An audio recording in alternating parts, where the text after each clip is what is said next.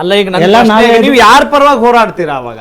TVK ಪಕ್ಷ ಆಯ್ತು ಅಂತ ಅನ್ಕೊಳ್ಳಿ, ಇಲ್ಲಿ ಬಂದ್ರು, ನೀವು ಇಲ್ಲಿ ಇದ್ದೀರಾ, ನೀವೀಗ ತಮಿಳ್ನಾಡಿನ ಪರವಾಗಿ ಹೋರಾಟ ಮಾಡ್ತೀರಾ, ಕರ್ನಾಟಕದ ಪರವಾಗಿ ಹೋರಾಟ? ಕರ್ನಾಟಕ ಪರವಾಗಿನೇ ಸರ್ ಹೋರಾಟ ಮಾಡ್ತೀವಿ. ಯಾಕಂದ್ರೆ ನೆಲ, ಜಲ, ಮಣ್ಣು ಎಲ್ಲ ನಮ್ಮ ಕರ್ನಾಟಕನೇ ಹುಟ್ಟಿರೋದು. ಕರೆಕ್ಟ್.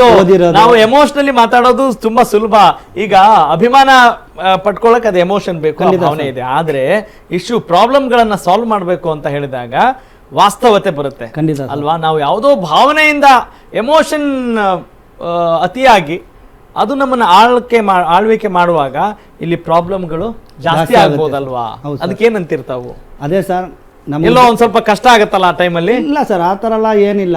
ಯಾಕಂದ್ರೆ ಬಂದ್ಬಿಟ್ಟು ಸ್ಟೇಟ್ ಬೇರೆ ಇರುತ್ತೆ, ನಾವು ಕರ್ನಾಟಕದವರು. ಅಲ್ಲ, ಎಂತ ದುಶ್ಮನಿ ಆಗಿದೆ ಅಲ್ಲ, ಗೊತ್ತಲ್ಲ ನಿಮ್ಗೆ ಆ ವಿಚಾರಗಳು ಎಷ್ಟಾಗಿದೆ ಸರ್. ಅದು ಬಂದ್ಬಿಟ್ಟು ಏನಾಗಿದೆ ಅಂದ್ರೆ ಸ್ವಲ್ಪ ರಾಜಕಾರಣಿಗಳು ಬಂದ್ಬಿಟ್ಟು ಒಳ್ಳೆಯವ್ರಿದ್ದಾರೆ, ಅದ್ರಲ್ಲಿ ಕೆಟ್ಟವ್ರನ್ನಿದ್ದಾರೆ. ಅದ್ರಲ್ಲಿ ಸೆಂಟ್ರಲ್ ಏನ್ ಮಾಡ್ತಾರೆ ಅಂದ್ರೆ ಜನಗಳನ್ನ ಬಿಟ್ಬಿಟ್ಟು ಅವ್ರು ಬಂದ್ಬಿಟ್ಟು ಕೆಡ್ಸ್ಬಿಡೋದು. ಇವಾಗ ನಾವು ಚೆನ್ನಾಗಿರ್ತೀವಿ, ನಮ್ಮ ಹಿಂದೆಗಡೆ ಬಂದ್ಬಿಟ್ಟು ಆ ತರ ಕೇಳ್ತಾರೆ, ಈ ತರ ಕೇಳ್ತಾರೆ, ಏನಾದ್ರು ಒಂದು ಮಾಡಿ ಅವ್ರಿಗೆ ಏನಾದ್ರು ಇದು ಮಾಡಿಬಿಟ್ಟು ಆ ತರ ಇದೇ ಮಾತಾಡೋ ಜನಗಳ ಮಧ್ಯದಲ್ಲಿ ಏನ್ ಜಗಳ ನಡೀತಾ ಇಲ್ಲ.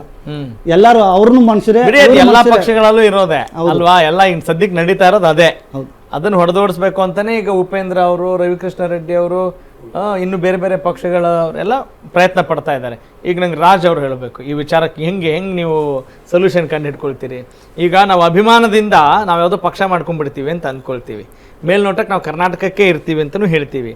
ಆದರೆ ಇಶ್ಯೂ ಬಂದಾಗ ತಮಿಳ್ನಾಡಿನ ಪಕ್ಷ ರೀ ಅಲ್ಲ ಹೇಳೋದು, ಸುಮ್ಮನೆ ಒಂದು ಹೈಪೋಥೆಟಿಕಲ್ ಆಗಿ ಒಂದು ಕಲ್ಪನೆ ಮಾಡಿಕೊಂಡಾಗ ನಿಮ್ಗೆ ಅದೇ ಕನಸಿಂದನೇ ತಾನೇ ನಮಗೆ ಬಂದು ಮಾತಾಡ್ತಾ ಇರೋದು. ನೆಕ್ಸ್ಟ್ ಎಲ್ಲ ರಾಷ್ಟ್ರಾದ್ಯಂತ ಇದು ವಿಸ್ತಾರ ಆಗ್ಬೇಕು ಅಂತ. ಅದ್ರ ಹೆಂಗೆ? ಜಸ್ಟ್ ಔಟ್ ಆಫ್ ಕ್ಯೂರಿಯಾಸಿಟಿ, ಒಂದು ಕುತೂಹಲ ಕೇಳ್ತಾ ಇದೆ. ಎಷ್ಟೋ ಪಕ್ಷಗಳು ಬಂದು ಆಲ್ರೆಡಿ ಆಡಳಿತ ಮಾಡಿದೆ ಇಲ್ಲಿ, ಬಟ್ ನಾವು ಹೊಸದಾಗಿ ಬಂದಿದ್ದೀವಿ, ಇದು ಕಾಂಟ್ರವರ್ಸಿ ಬೇಡ ಅಂತ ನನಗೆ ಅನಿಸ್ತಾ ಇದೆ. ಯಾಕಂದ್ರೆ ಈಗ ಬರೀ GB ಎಲೆಕ್ಷನ್ ಹೌದಾ? ಅಲ್ಲ, ಈಗ ಮುಂದಿನ ಹಂತದಲ್ಲಿ ಈಗ ಬೇರೆ ರಾಷ್ಟ್ರಾದ್ಯಂತ ಇದು ನೋಂದಣಿ ಮಾಡಿಸಿರೋ ಪಕ್ಷ ಅಲ್ವಾ? ಜಸ್ಟ್ ಅಂತ ಪ್ರಶ್ನೆ ಬರಲ್ವಾ?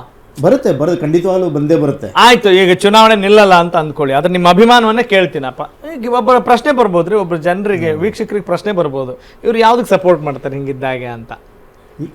ಈಗ ಪಾಕಿಸ್ತಾನದ ಹೆಂಡತಿ, ಪಾಕಿಸ್ತಾನದ ಗಂಡ ಭಾರತದ ಹೆಂಡತಿ ಇದ್ದಾಗ ಒಬ್ರು ಟೆನ್ನಿಸ್ ಆಡ್ತಾರೆ, ಒಬ್ರು ಕ್ರಿಕೆಟ್ ಆಡ್ತಾರೆ, ಯಾವ್ದಕ್ಕೆ ಸಪೋರ್ಟ್ ಮಾಡ್ತಾರೆ ಅಂತ ಕೇಳಿದಾಗ ಅವ್ರು ಯಾವ್ದನ್ನ ಪ್ರತಿನಿಧಿಸ್ತಿದ್ರು, ಯಾವ ದೇಶದಲ್ಲಿದ್ರು ಅದನ್ನ ಅದಕ್ಕೆ ಬೆಂಬಲ ಕೊಡ್ತಾ ಇದ್ರು. ನಿಮ್ ಕತೆ ಏನು ಅಂತ ಜಸ್ಟ್ ನಿಮ್ಮ ಥಾಟ್ ಕ್ಲಾರಿಟಿ ಕೇಳ್ತಾ ಇದ್ದೀನಿ. ನಮ್ಮ ಸುರೇಶ್ ಹೇಳ್ದಂಗೆನೆ, ನಾವು ಇಲ್ಲಿ ಇರೋದ್ರಿಂದ ನಾವು ಇಲ್ಲೇ ಬೆಳೀತಾ ಇದೀವಿ, ನಾವು ಇಲ್ಲೇ ಊಟ ಮಾಡ್ತಾ ಇದೀವಿ, ಇಲ್ಲೇ ನಾವು ಕರ್ನಾಟಕದಲ್ಲಿ ಇದ್ದೀವಿ, ನಾವು ಫಸ್ಟ್ ಪ್ರಿಫರ್ ಕರ್ನಾಟಕಕ್ಕೆ ಕೊಡ್ತೀವಿ ಸರ್. ಅಲ್ಲ, ನಾವು ಮುಂದಿನ ನೋಡ್ಕೊಳ್ಳೋಣ. ಸದ್ಯಕ್ಕೆ GB ಇರೋದ್ರಿಂದ ನಮ್ಗೆ ಆ ಪ್ರಶ್ನೆ ಬರಲ್ಲ ಅಂತ ನೀವು ಅನ್ಕೊಳ್ತಾ ಇದ್ರಿ. ಆದ್ರೆ ಈ ಒಂದು ಕೇಳಬಾರ್ದು ಅಂತಿಲ್ವಲ್ಲ ನಾವು ಫಸ್ಟ್ ಪ್ರಯಾರಿಟಿ ನಾವು ಕರ್ನಾಟಕ. ಓಕೆ, ಈಗ TVK ಸಿದ್ಧಾಂತ ಏನು? ಅವ್ರು ಏನ್ ಮಾಡ್ಬೇಕು ಈಗ? ಪಕ್ಷ ಅಂತ ಹೇಳಿದಾಗ ನೀವು ಮಾತಾಡ್ಸಿರ್ತೀರಿ, ನೋಡಿರ್ತೀರಿ, ಅಥವಾ ಒಬ್ಬ ಹೀರೋ ಅನ್ಕೊಂಡು ನಾವು ಭಾವನಾತ್ಮಕವಾಗಿ ಓಟ್ ಹಾಕೋದು ಬೇರೆ. ಅವ್ರು ಏನ್ ಮಾಡ್ತಾರೆ ಅಂತ ಹೇಳಿ ಅಲ್ಲಿಯ ಜನ ಅಲ್ಲಿ ಓಟ್ ಹಾಕಿದ್ದಾರೆ ನಿಮಗೆ ಅನ್ಸುತ್ತೆ? ಇಲ್ಲಿ ಇದ್ಕೊಂಡು ತಿಳ್ಕೊಂಡಿದ್ದೀರಾ? ಖಂಡಿತವಾಗ್ಲೂ ಸರ್, ಅವ್ರು ಏನ್ ಮಾಡ್ತಾರೆ, ಅವರು ಮ್ಯಾನಿಫೆಸ್ಟೋ ಕೊಟ್ಟಿದ್ದಾರೆ, ಬಹಳಷ್ಟು ಜಾಸ್ತಿನೇ ಕೊಟ್ಟವ್ರೆ ಬೇರೆ ಪಕ್ಷಗಳಿಗಿಂತ. ಬಟ್ ಅದಕ್ಕೆ ಮೊದಲೇ ನಾವು ನೋಡಿದೀವಿ, ಯಾಕಂದ್ರೆ ನಾವು 30 ದಿನ ನಾವು ತಮಿಳ್ನಾಡು ಪ್ರಚಾರದಲ್ಲಿ ಇದ್ದೀವಿ. ಹೌದಾ? ನೀವು ಪ್ರಚಾರಕ್ಕೆ ಹೋಗಿದ್ರಾ? Door to door. ನಮಗೆ ಉಸ್ತುವಾರಿ ಒಂದು 20 MLAಗಳು ಕೊಟ್ಟಿದ್ರು ನಮ್ಮ ತಮಿಳ್ನಾಡಲ್ಲಿ. ನಮ್ಮ ಪ್ರಧಾನ ಕಾರ್ಯದರ್ಶಿ ಆದ್ರ ಬುಸಿ ಆನಂದ್ ಅವರು ಅಣ್ಣವರು ನಮಗೆ ಒಂದು 20 ಶಾಸಕರನ್ನು ಗೆಲ್ಲಿಸ್ಬೇಕಂತ ನಮಗೆ ಉಸ್ತುವಾರಿ ಕೊಟ್ಟರು. ಅದರಲ್ಲಿ 18 ಜನನ ಗೆಲ್ಸ್ಕೊಂಡ್ ಬಂದಿದ್ದೀವಿ. ಅಲ್ಲಿ ನಾವು ಪ್ರಚಾರದಲ್ಲಿ ನೋಡಿದಾಗ ಎಲ್ಲರೂ ಮನೆಯಲ್ಲಿ ಒಂದು DMK ಫೋಟೋ ಇಲ್ಲ ADMK ಫೋಟೋ ಇರುತ್ತೆ, ಕ್ಯಾಲೆಂಡರು ಏನೋ ಒಂದು ಡೈರಿ.